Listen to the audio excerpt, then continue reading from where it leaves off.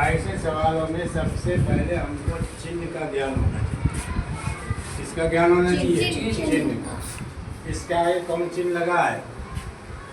कोई चिन्ह नहीं लगा।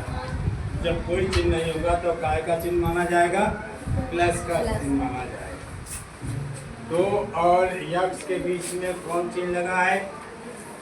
कोई सा भी चिन्ह नहीं लगा। तो कौन सा चिन्ह माना जाएगा? प्लस का चिन्ह। अब चार चिन्ह होते हैं, प्लस, माइनस, मल्टीप्लाई और डिवाइड। चार चिन्ह होते हैं। अब सबसे पहले प्लस कहते किसे? प्लस के चिन्ह को कहते किसे? जैसे लाभ अगर है तो कौन सा चिन्ह होगा?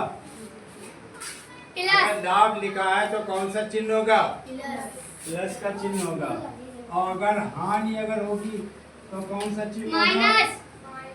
माइनस। ऊपर अगर कोई वस्तु है तो कौन सा चिन्ह होगा? ऊपर अगर कोई चीज है, जैसे ये जमीन है, इसके ऊपर यहाँ पर कोई चीज है तो कौन सा चिन्ह होगा? प्लस का चिन्ह होगा। अगर कोई चीज जमीन के नीचे चली जाए तो कौन सा चिन्ह होगा? माइनस का। यानी कि ये दोनों अपोजिट है। प्लस माइनस क्या है? अपोजिट है। अगर पूरा प्लस है, पूरा प्लस है तो पश्चिम क्या होगा? माइनस होगा। क्या होगा? माइनस होगा। अगर हमारे पास हमारी जेब में जितना रुपया है, जमा रुपया, जेब में रुपया, कौन सा चिन्ह होगा? प्लस का। और अगर हमने खर्च कर दिया रुपया तो कौन सा चिन्ह होगा? माइनस का चिन्ह होगा। ठीक। प्लस का चिन्ह यदि हमारे पास मौजूद हो, प्लस का चिन्ह का मतलब जो भी चीज हमारे पास मौजूद हो। माइनस का मतलब हम किसी को दे दें कोई चीज। क्या कर दे? हम किसी को कोई चीज दे दें। अब इस सवाल को हम कैसे लगा सकते हैं?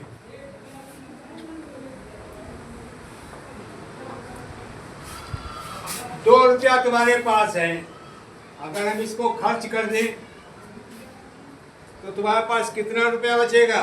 0। क्यों बचेगा?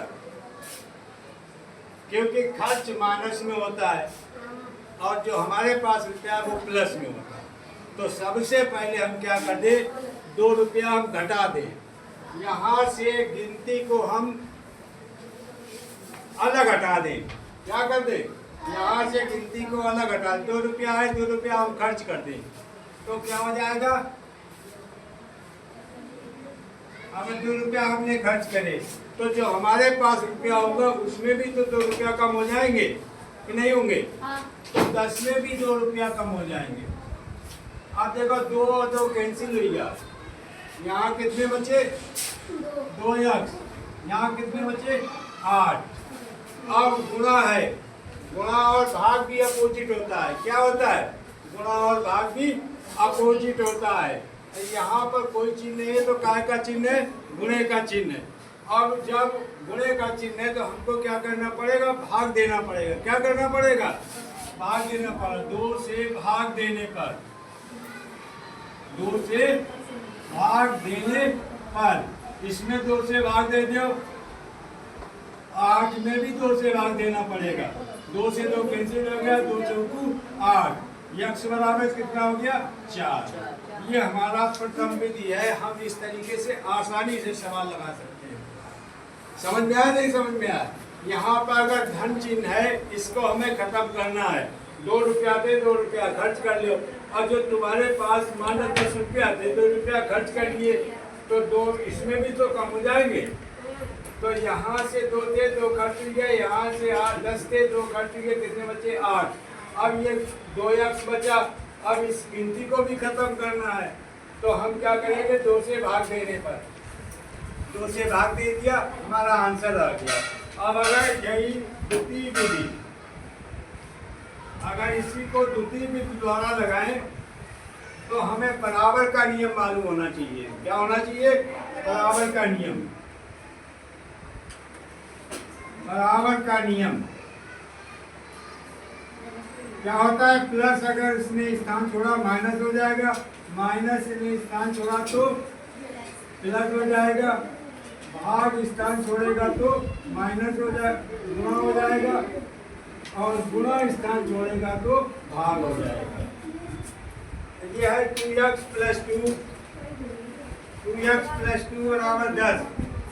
अब ये गिनती है, ये भी गिनती है, ये भी गिनती है, ये भी गिनती है, तो क्या गिनती अपने गिनती की तरफ जाएगी? किधर जाएगी? तो ये गिनती, ये छुट्टा गिनती है। अब ये जब उधर जाएगी, यहाँ पर चिन्ह क्या है? प्लस। प्लस अगर उधर जाएगा तो क्या हो जाएगा? माइनस का हो जाएगा। 2x बराबर 10, ये प्लस का था, इधर चला गया, माइनस का हो गया। 2x बराबर 8। अब यहाँ पर गुणा है, गुणा दूसरी तरफ जाएगा तो क्या हो जाएगा? भाग हो जाएगा। तो x बराबर 8 में भाग 2, तो x बराबर कितना हो गया? 4। हम इस सवाल को 2 हिस्से हम लगा सकते हैं।